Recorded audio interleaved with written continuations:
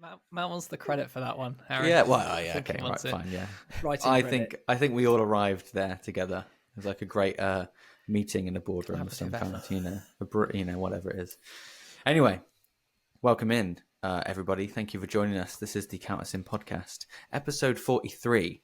And as always, my name is Harry Sermon, and I'm joined by the wonderful Matthew Lacey. Hi, Harry. Hi, Jamie. Hi, everyone. How are we all? Hey. We're good. Lovely Good, to have very you. good. And of And you, course, the amazing Jamie Joyner. Hello. How are you boys? Doing good? Good, Jamie. Yeah, We're good. yeah, good. We're good. We're well. Yes, episode 43. Here we are, getting closer to that 50, chaps. It's Yeah. coming up. All It's of a not sudden. far away. I don't know. My mental maths is not that great, but I'm guessing that will be dropping in. Well, it must be maybe end of January 2025. That will take us. Yeah, Really I think know. it Somewhere is. around Yeah. Somewhere like that. We've probably got a spreadsheet with it written down somewhere, but Somewhere deep let's not get bogged down in the detail. It's never bothered No. us before. Episode 50 is like towards Go the on, end of here it February, I comes. think, apparently. in February. There we Okay. go. Right. Somewhere deep in the, as we were discussing earlier, annoyingly complicated Google algorithm system Drive. thing that Yeah. we've got set Somewhere up. in the drive. Technology, yeah. Technology. Well, Yeah. speaking of technology, this week's episode, the benefits of technology. We were having a little sort of preamble discussion about our sort of all of us, our points of coming at this topic, and that's where we referenced us all discussing the title. I thought we were having a great discussion and sort of holding each other's hand, getting to this title. But apparently Matt thought of it, and I didn't see that bit. So Got lost in the minutes. yeah, we'll okay, credit good. Matt. That'll be copyrighted from Matt Lacey under in the description. Yeah. Anyway, we're going to kick things off. Before we do that, we're going to get into our something new. This has been a sort of new recurring segment that we've been putting into the episodes. Hopefully people have been enjoying them. And this week's special something new guest is Matt. He's going to tell us what he's what's been new. I believe there's two new things. I've got two new things. Well, they're not New and really. shiny. Yeah, new and shiny. Not really. Yeah, they're not really physical things. So a couple of weeks ago now, I'm just looking at the date. Yeah, probably back end of October, I went to the Drummers Odyssey camp where we met 4 years ago. I I think it keep was. forgetting that we all met Yeah. at the camp. We Like, met that at the was- camp, yeah. yeah, So, the first time we all but met. you guys, for whatever reason, weren't able to kind of do this year. But I committed on behalf of the three of us. I was representing the Count Us In podcast at the Odyssey camp, and it was really great. New venue that AJ has sorted at Big BIM up. in Bristol. Which we had a new hotel to use right next door, plenty of choice hotels. And it was a really great couple of days. Met some new guys, new people there on the course over the 2 days, which is always great. And it was, the tutors were, as they always were just epic. So there was Chris Turner from Oceans 8 Alaska, sorry. Obviously, because I'm very familiar with his back catalogue. And he's just an absolute machine. So he was great. And Christine Neddins was there teaching on your kit, Jamie. For anyone who saw the indeed. so Jamie very graciously lent his kit to them, as she is a Tama artist, and Jamie has one of those kicking about. So he lent her that, and Richard Spavin. So again, AJ did a great job of 3 tutors that, on the face of it, have very little kind of. They all come from a different area and world and vibe of drumming. Always they're into different things, but I don't play double kick. But a lot of the stuff we did with Chris, and he's just an absolute monster on double pedal. A lot of it's, so much of what we did translates into kind of, let's just call it regular playing. And I won't go into details because I don't think that's particularly fair on those tutors or people that were there, but so much transferable information and knowledge that was so useful. Again, the stuff we did with Kristin, again, loads of exercises. It was a really, I know this, I don't want to sound detrimental to other camps, but it was a really drummy one. There was lots of Yeah, I know drumming. what you mean by that. I Yeah, know. yeah. I think there's more pad time physically playing this Great. in the groups on Nice. this one than I've done in other years, which is fine. Yeah. Great. We didn't really get up and play on the kits as such, but we did lots more pad work and drills and thinking about kind of independence and coordination and stuff with Kristin. And then with Richard Spavin, just realizing when you think you really know the quarter note, and then Yeah. really you don't know the quarter note. You're just programmed to understand where the quarter note is based on what you're playing. When you change what you're playing, the quarter note understanding and that relationship, that pulse is a very different relationship. I won't say much more, but yeah, really great, really good. And being at BIM, there was a room full of kits for people to go and warm up on and play on. I think I did sit in there for half an hour by myself, actually, on the Sunday morning. Brilliant. Quite a long day, quite tiring, but all of a sudden Saturday's gone in the blink of an eye, and you know what it's like. It's meal, catch up with everyone. Into Sunday, you're checking out of your hotel, and it's like, right, I'm going home tonight, and you feel like you're just settling in for a full week, and it comes to an end. But no, really good. So that's how big were the classes as well that you were in? People. Yeah. So I think there was 9 in my group, and I'm guessing there was a similar 9, 10, maybe an 11. Maybe I think 9 or 10 only in each. Roughly each about group. 10, 9 or 10. Yeah, group, 9 or 10. Yeah. I think there's 30 spaces in all, so that's how it splits. Depending on who those 30 people are, there might be variance in the number in each group, but yeah, no, it's and not only that, not only just because we've got 2 hours with each tutor on the Saturday, and then an hour and a half with each tutor on the Sunday. Plus there was, and Harry will remind me of his name, who was there from Head of Drums. Oh, James Hester. Yeah, James Hester was there. Yeah. He came in and did a kind of, we always have an industry expert come in and do a talk about perspective and context in the industry. And then there was a Q&A with all 3 of the tutors as well. And fantastic food again for everyone, I think, even though people weren't necessarily vegans or veggies, there was a great plant-based and veggie spread, which is really lovely. Great vegan cakes, so I was well up for that. And I did have a bit of decaf coffee and plenty of tea, so it was a great, a good crack, and caught up with some old mates again, and made some new friends as well. And I think it's quite interesting when you get the varying tutors every year that can tend to bring in people who know of a tutor because they're already following them and they know their socials, and that, I think that happened this year. There was definitely a few guys playing who were from the metal scene, and they were aware of Chris and were on the camp because of Chris. So it's really good, really good. So that was a new thing, and I've got new books to learn, and I'm trying to get through content, so it's kind of reinvigorated. Brilliant. A bit more focus on new shiny stuff to practice. So that's always nice. Yeah. So it's really good, really excellent. And the other quick new thing was my my band Montgomery Slacks. We had our debut gig 2 weekends ago from now. I think it was when was it? 3rd of November. So a couple of weekends ago from now, but when this comes out, it'll be 3 weekends. And we put on our own gig because we just fed up trying to find somewhere that would book us, so we just put our own gig on. Great. And we had a single release on the Friday the 1st, which is called Cyrus the Great. Thanks for the permission to plug it, lads. Appreciate it. Yeah, it's all good. And then we did the gig, and we played about an hour and 10 minutes. So I had one of my buddies who plays in my blues band do a support slot for us. Cool. And then we were doing that and promoting the EP that comes out in December. So it was nice to kind of, you practice to a point. Having a gig in the diary gives you that, right, this is we've got to be ready for this date. So it focuses your attention, focuses the workflow.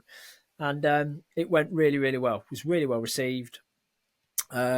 Didn't sell the place out, but then we actually made a little bit of money. We didn't lose money. Lovely. So there you go. We put on our own gig and didn't lose money. So, great. So that's great. Yeah, so that's my quick new things. New single, debut gig, and Odyssey Camp. So yeah, new stuff to Wicked. practice. And the name of the band is, just in case anyone didn't catch it. So Thank you, go mate. listen to it.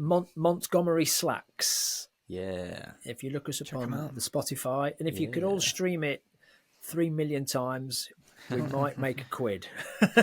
Chuck you a tenner. Yeah, Such if as that. Spotify. But yeah, but please, you can contact us by all means for physical copies of the EP later in December. Wicked.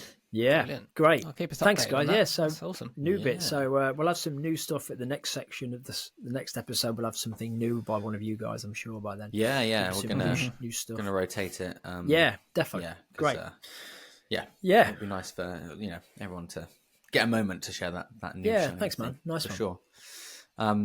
Well, let's move on and let's get stuck into the title, the topic of this episode, which is really the sort of benefit of technology. Obviously, we as drummers, acoustic instruments. I always love it when there's a few people I play with where we go and set up, and I don't think it's a joke. But sometimes they're like, oh, have you got any power? They're like frustrated looking for power. Have you got any power? No, mate, don't need any. No, I'm all good. I've got all the power I need in my right foot, So I love it when that happens. But yeah, we unfortunately, we don't have to worry. Well, fortunately, we don't have to worry about that. But in this modern sort of world, technology, as we all know, is everywhere. It's attached to us. It's in our pockets. It's everywhere. So I think to kind of maybe get the ball rolling a little bit, guys, let's first of all, in terms of our kits and setups and so on, what bits of technology are you bringing with you to a gig? Obviously, we want to exclude here like mobile phones, and we're not talking what's on our everyday carry as such, but what bits of technology are you actually using on your kit in your gigs to help you for that gig, and then maybe we'll talk about maybe what in a sort of gig setup could be useful to be aware of and know how to use, and maybe what can help us practice, and all those sorts of things. That's kind of where we've kind of come to this point of topic. I know that Jay is I've got a prediction here. I think Jay is going to have the most tech. We know that Jay likes his tech. I would agree with that. And we know he's got a nice, tasty little electric kit over there. At the last gig I was at, and I've realised that my pack down time has increased significantly, and my setup time. And it's sort of most of the stage has been cleared, and then like everyone else is like off with everything in their bags, and I'm like, right, now I can pack down my actual drums. So it's kind of I'm dealing with everything else first. So yeah, there's definitely a lot of tech going on these days. I think because I'm getting quite picky with my setup. But I love it. So not on acoustic kit then. Like obviously you have your electric kit, you gig with that, you take that to gigs and so on. Yep. Excluding that, when you take, for example, when we take or take out the Gretches, what are we taking, electronic wise? Jay, what are you taking with you technology wise? What's coming with you? Definitely my EAD10. That's a big one for me. Just being able to chuck that on the bass drum. It doesn't take that long to set up either. It's literally just like one little clamp on the hoop of the bass drum, and it just plug it into the little module and then run the module to the desk, and that's like the whole thing done. Right. So that's that goes with me every gig. That I need one plug for that. So yeah, I think that's it. I don't think I need to plug anything else in. It's just the EAD needs power. So EAD 100%. I use that almost every gig. And then I think more recently, I spoke about in the other episode at great length, the little like mini mixer and all that sort of stuff. So I've started bringing that. It does depend on the gig. I won't use that in every gig, but yeah, like pretty much the EAD would be there as a guaranteed, because if I am playing a gig these days and I can't hear myself, maybe I've just been really spoiled. But yeah, I get it. It kind of ruins it for me these days. Yeah. Oh, so I did get through it, but yeah, the enjoyment of the gig is not such when I can't hear. So yeah, the EAD really helps with that. No, go on, Matt. Yeah. Yeah, can I ask a question on that, Joe? So when you're using the EAD, is that purely just so you can, you're using it to mic up yourself for your own ears, or is that you're using that to mic the kit up to go out front, or a bit of both, or how? Yeah. In what context are you using it when you're clamping it in?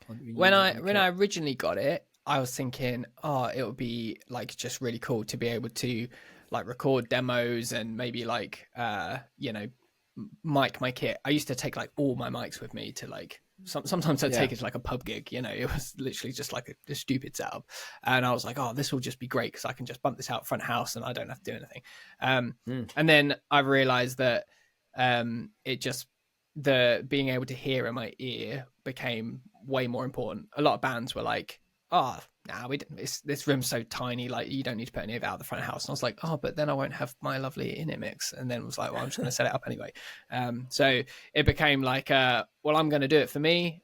And if they want any of it, then they can. Or if the room kind of calls for it, then there's the option there. And I think a lot of bands kind of appreciate that because it can just add a little bit of clarity or whatever. EAD and a kick mic is normally the setup I go for, and loads of bands have just been like, oh, that sounds really cool. Cool. I've had a few drummers message me about it, being like, oh, when you depped, like they just wouldn't shut up about the EAD10, and now I've got to get one. So can you tell me what it is and what it does? So that's been quite funny. But yeah. 100%. It's a really cool little bit of tech. So for those that don't know, that's the Yamaha EAD10, which is like that little sort of clamp-on thing. Yeah, that's by Yamaha. Yeah. And I've seen some guys, top guys doing their social media stuff. They're like, oh, all the sounds coming through EAD10. Like Steve White's using it. I think Mike Dolbear's used it for stuff. Yeah. And it's definitely got a certain sound to it. Like I can recognize the sound. Like as soon as you hear it on social media, you're like, oh, that's an EAD. And I probably wouldn't use it for anything more than just posting on a social media thing. Like if anyone asked me to do like a demo or maybe a demo's all right just to get something quick. But anything high quality, I'm like, there's already like a small amount of compression on it like already, which is great for when you want to like do a gig. But if you're like wanting some like raw audio from a microphone, like it's not the best. But you want a much bigger signal to play with. It's not. And it's just one source, and that's both a great thing and also a not so great thing, because it means if you want to dial in like your high tom, you can't. It's like you can EQ it, and that's about it. I used to, back in COVID times when I first got it, I used to just like double it up and then just like boost the bass on one of them, and then kind of just tweak the EQ a little bit, and that I kind of did a few things over lockdown with it, which is when I kind of got familiar with it. But beyond that, how many people bought EAD10s during lockdown? Yeah. It was just like, I was a sucker. You couldn't move for them on social media. Everyone had them. Yeah, they have got a sound. They're a cool bit of kit. Yeah, nice. So, that'll be mine. What about you then, Matt? So James obviously EAD10 kit mic. That's the main thing, well, as your assumption was right, Harry. Jamie is going to have way more tech than me. I feel like the Luddite in the room when it comes to tech. But as we said in that previous episode, lots to learn. Get stuck into it. So in terms of tech, so the Gretsch, if I'm using the Gretsch, it's either a jazz gig or a quiet blues gig. So there's not a lot of tech involved. But I will take my Zoom 2QN camera. Nice. And I've been videoing. Now I've had a few hiccups with the camera and I've sorted it. So now I'm getting plenty of record time. I've got loads of SD storage on it. So I'm now, as a matter of fact, it used to be a pain and I was starting to video with my phone. But the sound quality is much better on the Zoom. I think it's 2QN or Q2N. I can't remember which way around it is. Someone will be shouting at whatever they're listening to now and going, "You got it wrong, Matt."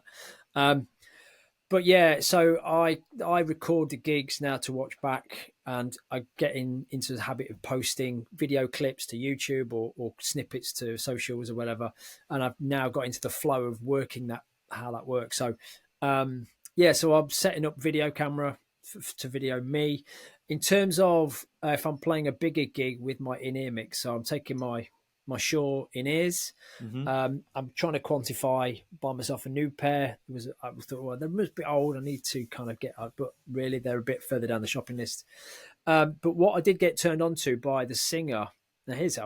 I'm very lucky. I've got a singer in my band, in my covers band, rock covers band, who is really into tech.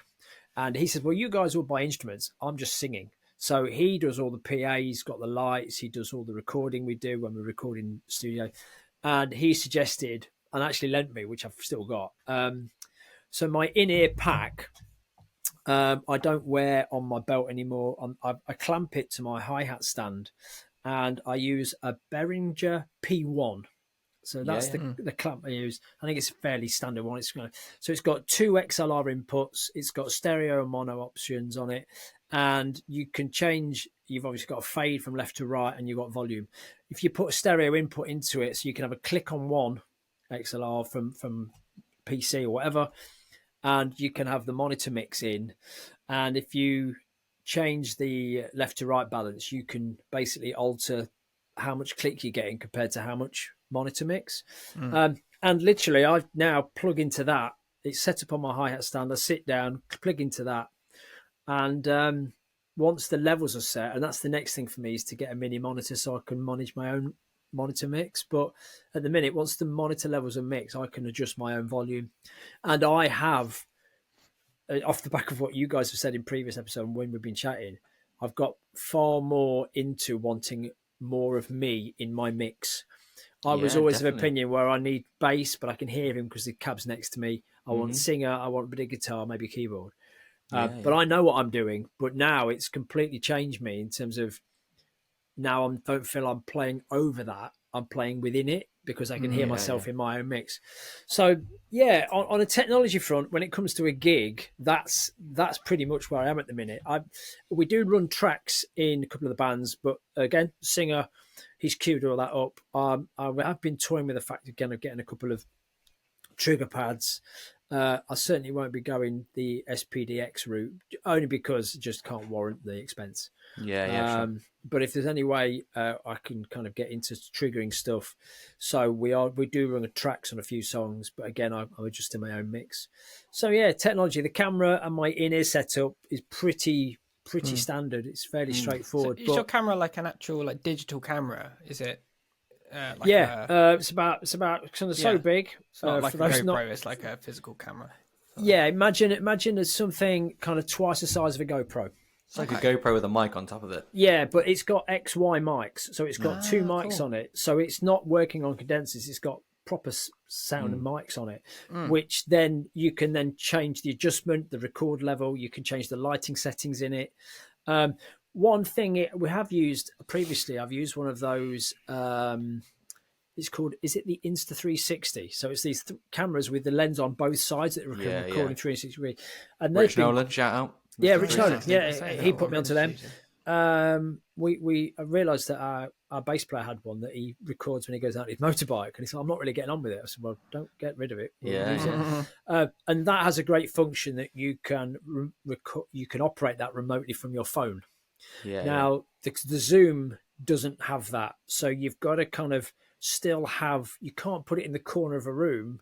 You need to have headspace to be able to get behind the screen and see what it's got a viewfinder screen on it.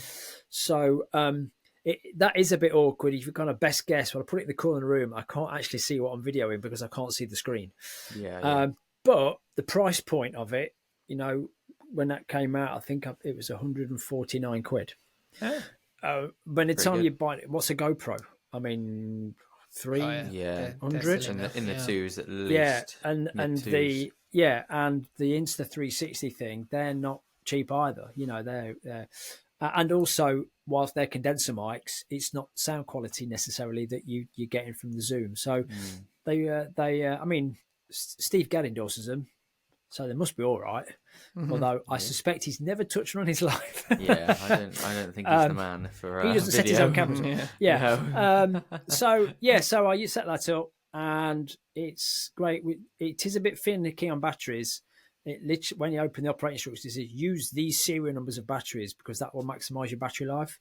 You can't use rechargeables with it, so it does eat. No. Yeah, and the power pack you can get you can just buy a Pebble power pack, but they're I've not got on with them. Yeah, I'm just throwing AA batteries at it at the minute. Nice. So, but yeah, that's me for tech in terms of gigging front. It's Nice. not electronic. It's not a plugged-in digital, but I use that Rhythm Watch metronome on my jazz gigs because I can program that to move on to the next tempo. And I'm going to do a video on that actually because I've had a couple of people talk to me about it. But yeah, other than that, not much else really. Harry, I'm guessing you're somewhere between me and Jamie on the tech front. Yeah, I'm not that. I don't really have a lot. I would say I use my ears. Obviously, my in ears. I mean, can you class headphones as tech? I guess it kind of is in a way. But yeah, so I use my in ears pretty much on every gig. And I have the Behringer P2, which is the stick one, which is literally just an XLR input.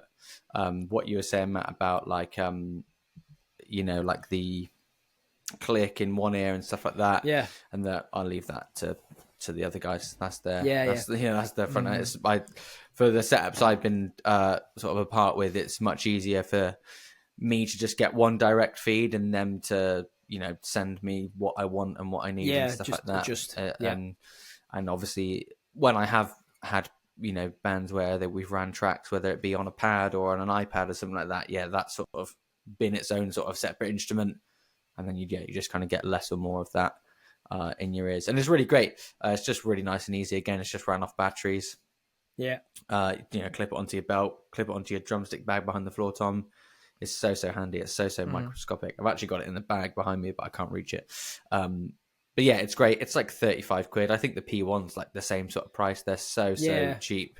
And what I've actually been doing as well is on gigs where maybe we've been just miking up the kick. I've been either taking like a 58 and putting it on a stand sort of under my ride, like in that sort of like crotch mic position. I don't know if you've seen that sort of technique where it's sort of like under your ride, sort of in between floor tom, snare, above the kick sort of position, or just bringing another kick mic and putting that in.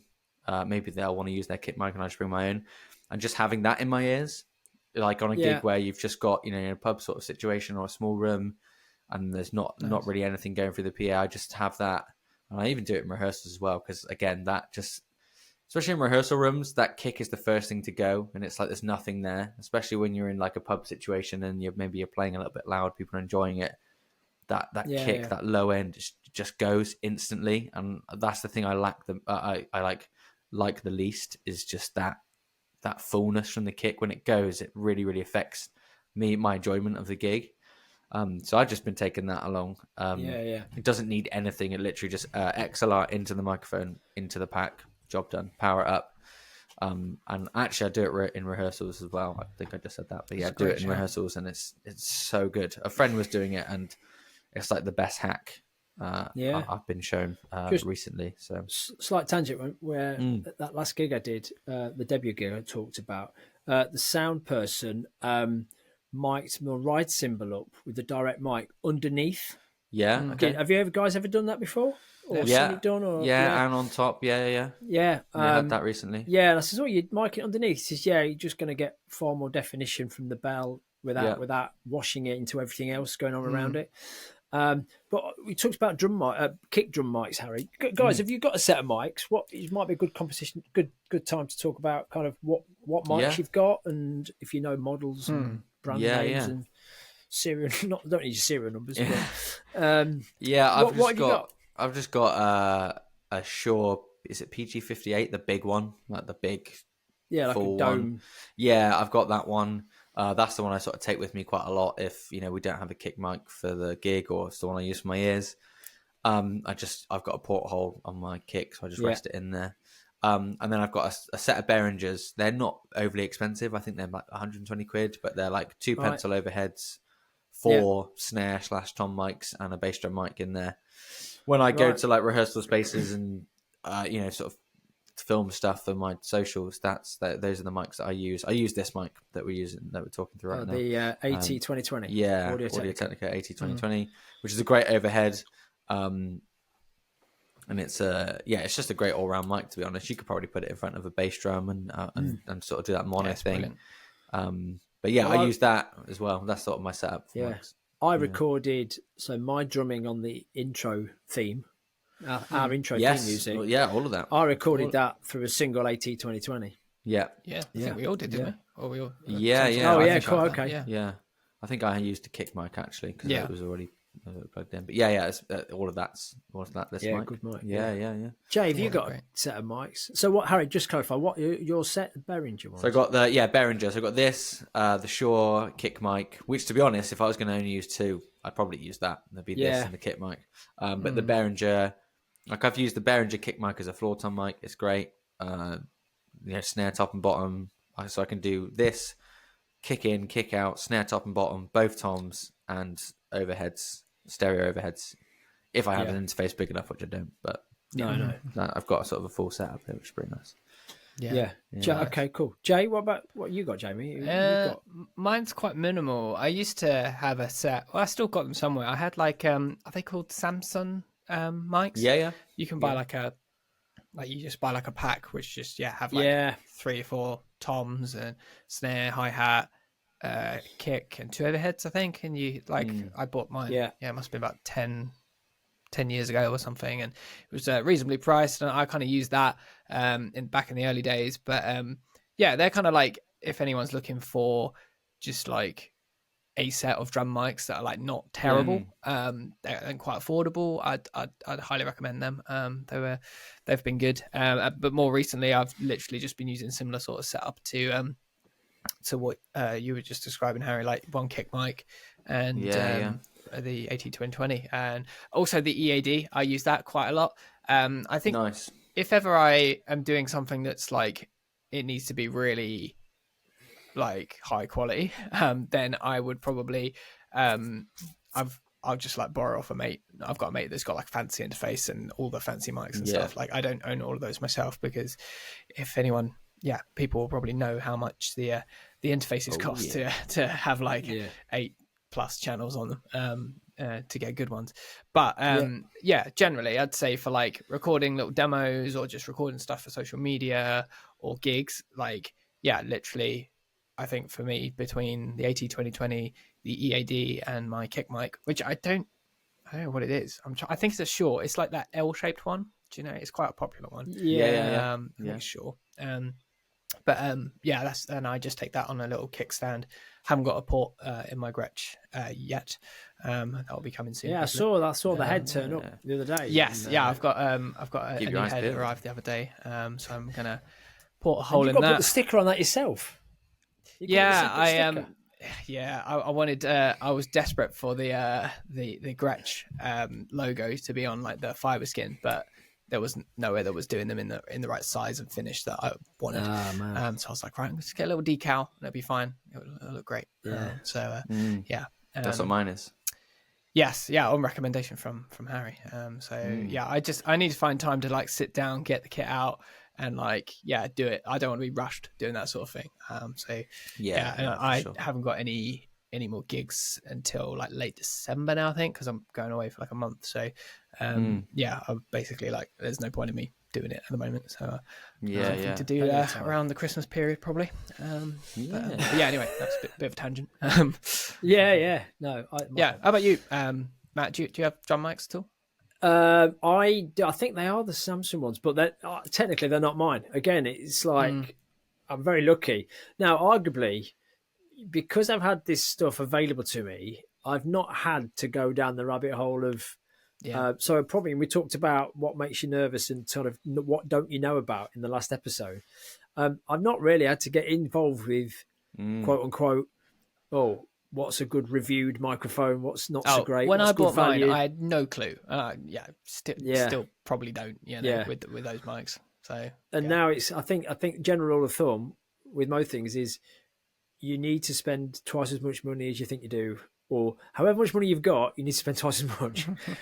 To push yourself into like better quality. But I think there's some great stuff out there. There's a lot of cheap. There's a lot of like copies and cheaper stuff that for what you may use. If you're going to go and record an album at Abbey Road, or if you want that sound, maybe not. But there's a lot you can get by with It might be cheaper just to book. I think some of it's Abbey probably Road. brand names as well. Like there's certain Yeah, brand names yeah. which people they've just got the rep, so they're going to be Yeah. more Yeah. expensive. Tom and but do a they're lot obviously of great good cheap for it. copies as well.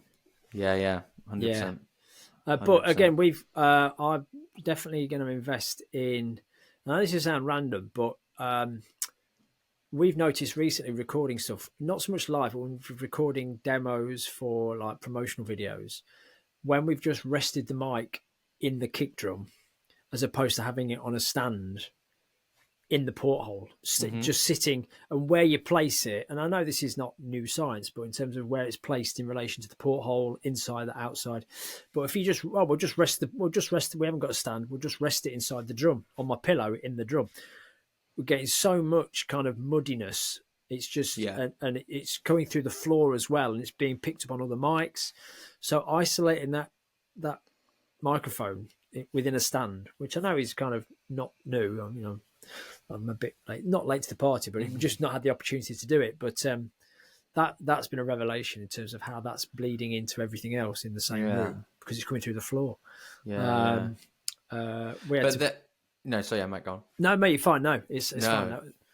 Yeah, I was just going to say, but to kind of bring it back to the topic, the benefit of knowing how to use this stuff, like you said, if you were having an issue in the studio, having a bit of knowledge to try and figure out maybe some solutions and like you said about setting up, I had a gig recently where we were just having so much sound issues with like feedback and channel buzz and all that sort of stuff.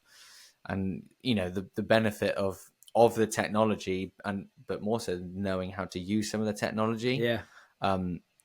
We can't be everywhere and we can't know everything at once. We know that, but I think, having a little bit of a, to avoid that, all these, mic cables and complicated setups and stuff, I'll bring the AAD. That'll be great. I can plug that into my ears. I can plug that out front, nice and easy, saves up a channel strip, or like you said, we're having a problem with the kick drum sound. Let's get it on a stand. And having those solutions and stuff can be, and knowing your technology and stuff. Yeah.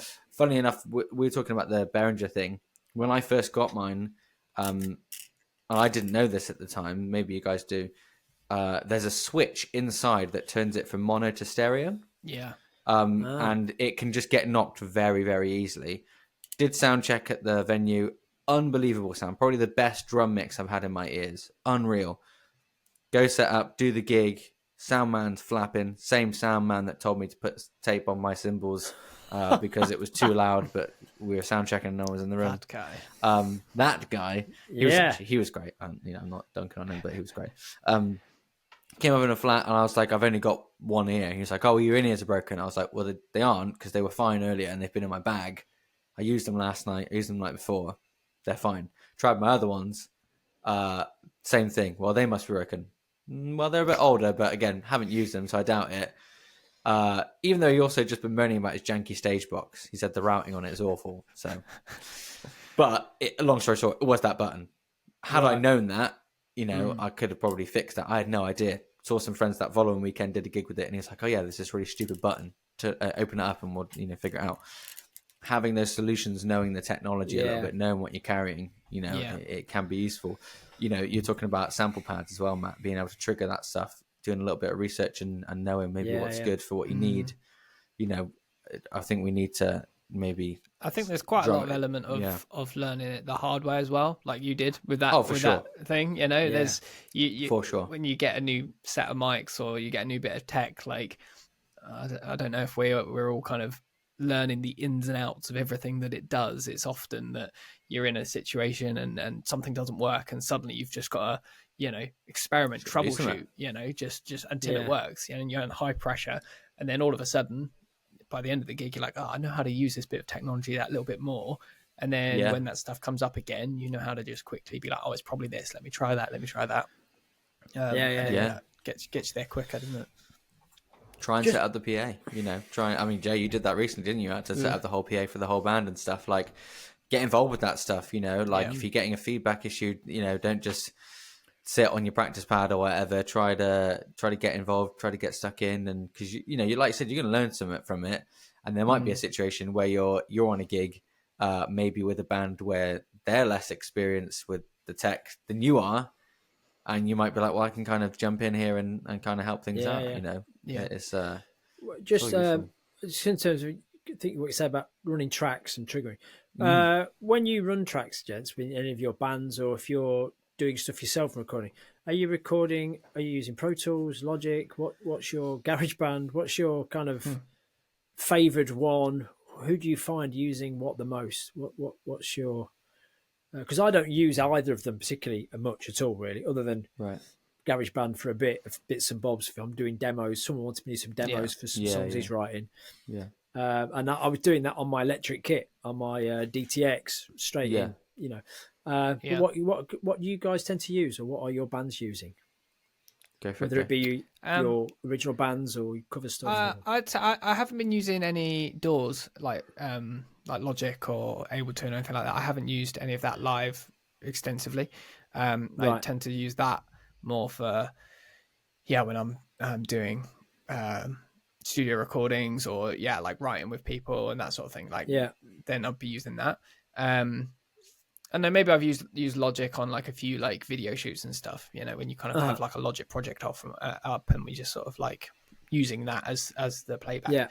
But on a standard, for me, it's mostly just function gigs.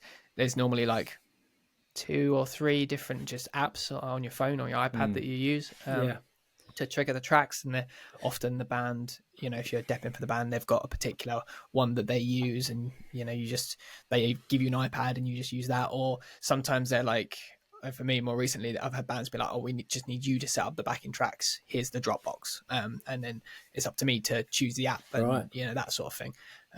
So yeah, I've landed on one now called Stage Tracks 3, which is really good. It syncs with iCloud across all your devices, and so like if your iPad dies, you can like just whip out your phone and it's all on there straight away as well, which is really handy. Great. And it's directly linked to like the Files app, which a lot of these backing tracks apps aren't, weirdly. Some of them are like linked to Apple Music, and there's also, you have to have the playlist in there, and then you can't like edit the playlist on the fly, and then you have to resync it and quit and all that. There's loads of apps like that that are just a kind of a bit like slapdash, but Stage Tracks 3 is super powerful. It just does loads and loads of things. You add lyrics and page turns and all that. They all sync up if you want, and you can do like karaoke style stuff. But yeah, like for me, I'm like, it's good because it links to the Files app, syncs with iCloud. The interface is really easy to understand, and it's really sort of reliable and solid. So if anyone out there is wanting like a good backing track runner, then Stage Tracks 3 is a really good one. So right. Bit of recommendation as well. Cool, man. Yeah. How about yourself, man? You're recording stuff with the other bands and bits and bobs. Yeah, I mean, I just use Logic on my Mac. That's what I use to record like anything that I post or like demos or anything like that. And yeah, like when we like, you know, if we get in the studio, most of the studios that I've been in or I've used have either Pro Tools or Logic. Live, I don't really use tracks, but most of the time, like, they're either like curated on an iPad and just sort of like made in a DAW and then just, you know, put into bounced out and leveled and so on. And just put in an iPad of, you know, a stereo mix of the left is the click, the right is the track, and, you know, that gets sorted out front and house wise. I have done like a few SPDs stuff as well. So like loading up tracks on that, and obviously the sounds and stuff that maybe might need to match as well as the backing track. I'm actually going to be, like I want to experiment a little bit more with that as well, and also been like using my SPD and kind of transferring sounds from the computer to that as well. I tend not to do a lot of backing track stuff though. You know, it's sort of as and when. And others, like other bands that I've depped with, they've had all that sorted. It's just an iPad. They just send me the mix, and you know, I just need to know how many beats I got before I got a counter running. That's always a thing. Not a lot with that, but. Yeah, maybe just to close, chaps. Technology and practice. I know, Matt, you've mentioned a few sort of times across episodes the sort of what you use when you're practicing. Yeah. I know for me, I've got a metronome on my laptop, and I've made sort of like loops and stuff on Logic and stuff that I've made like melodic things that I might practice to, and so on. And I've recently actually found. Let me just find it here.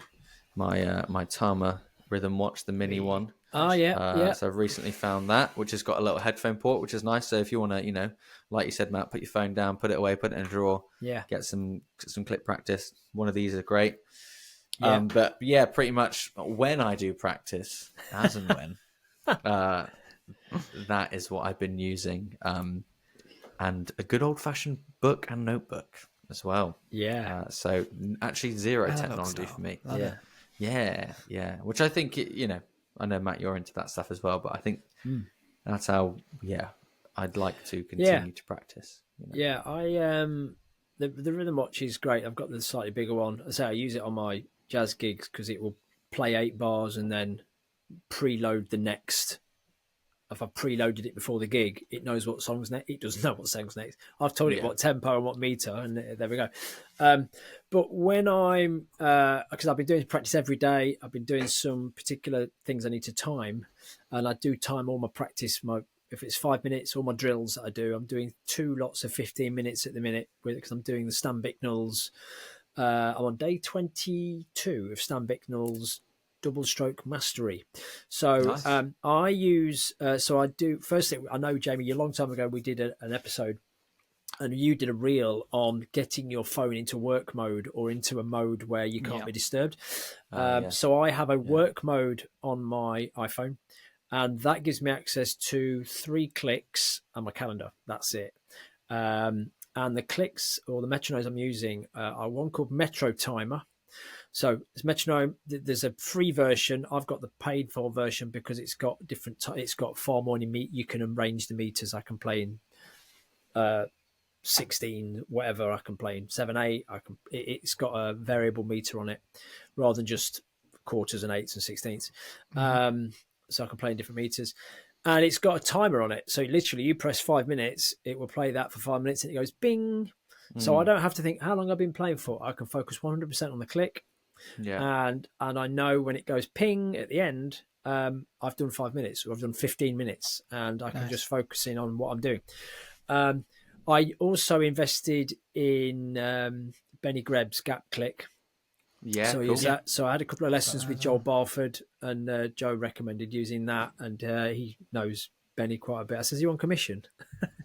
But so I do as probably on a weekly basis, not every day, but weekly basis. I do some Gap Click drills. Again, as in probably going to put a little reel out on one I've been doing recently.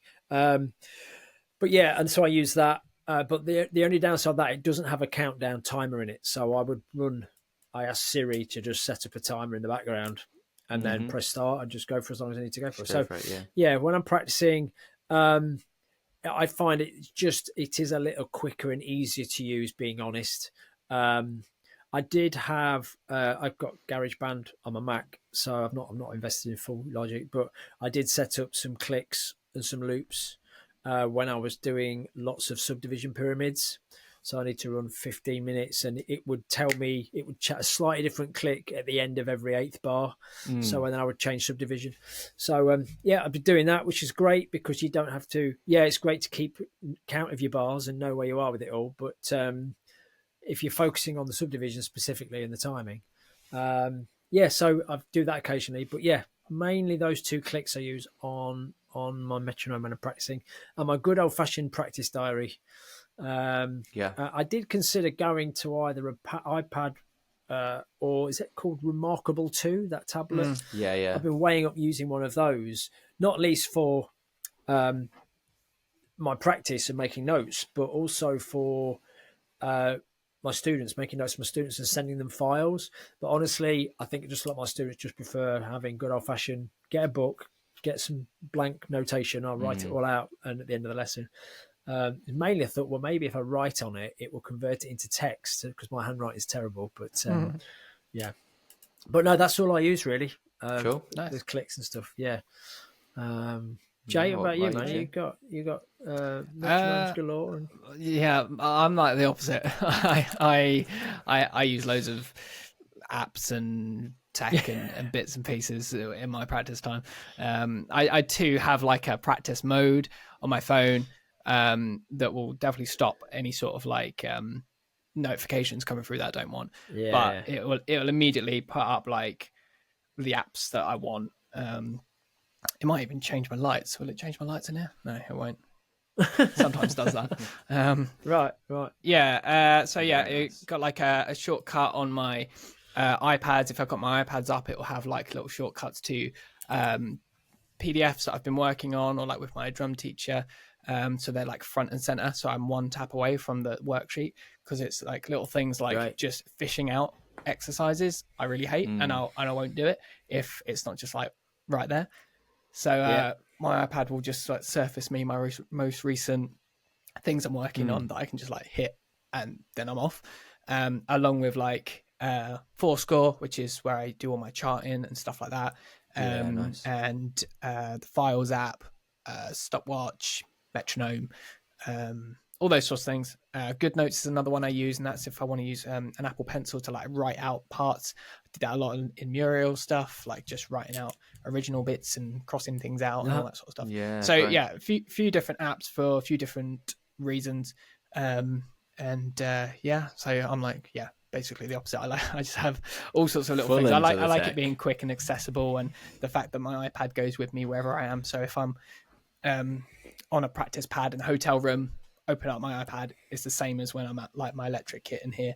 It's like the same sort of thing. Yeah, cool. But So all those benefits in terms of just quick access, Yeah. removing as much resistance from getting to the job there's a that's theme. required. In my brain, it seems to be programmed to remove the resistance. Anything that just sort of is any sort of like friction, and it's like that like with the EAD on gigs and those sorts of things that like bug me. Just over a period of time, I'm just like, oh, what can I do to like make that a little bit better? I just basically obsess over that, probably to an unhealthy amount. Good man. No, we need to. So that's my little practice setup.